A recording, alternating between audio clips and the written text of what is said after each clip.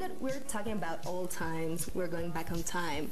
Let's remember 1976, Easy Cure, all these punk explosions, the music scene, all the social like revolution in England. Then you played with Suxy and the Banshees.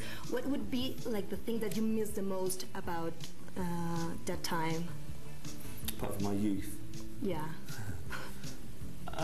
I think it was probably one of the few times that they happen very occasionally when there's a mood in a country where you can genuinely affect change.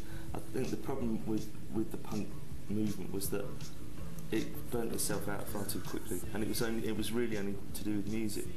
It was kind of squashed. There was a social component to what was going on, but in fact it wasn't really squashed. It was cleverly manipulated, as is often the way.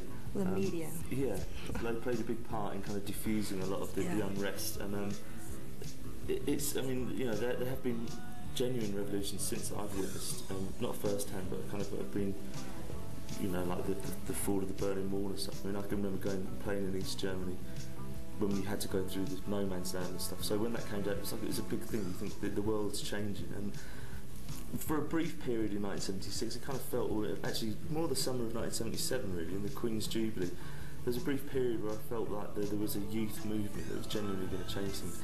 And did change things with regards to the music industry, but it didn't really change very much with hindsight. But, you know, it's always the way that the world's run by very clever and very horrible people. Yeah, generally. And, but, you know, I mean, I think it opened the doors to a lot of people to do different things, and I suppose creatively it worked. But, it was probably a missed opportunity, I suppose. I mean, we benefited from it because it allowed us to, I mean, probably without the punk thing happening, we wouldn't have got signed, because up until that point the music business was very, very strictly controlled, and it was all about big bands and everything was kind of big. So it turned it on its head, and it made everyone feel that they could do it, you know, you didn't have to be good to do it. Yeah. There was an awful lot of rubbish. But yeah, it was, you know, it was good to be at the age I was 17, turning to 18 in 1977. It was a perfect time for me. But there have been a couple of times since then where there have been cultural shifts, musical shifts. I mean, the dance thing was a big deal. But there hasn't really been another really sense of movement. I thought there was going to be one around the Iraq War, actually. I kind of got the feeling that something was going to happen in the country, in England, but it never did. It's the English way, you know.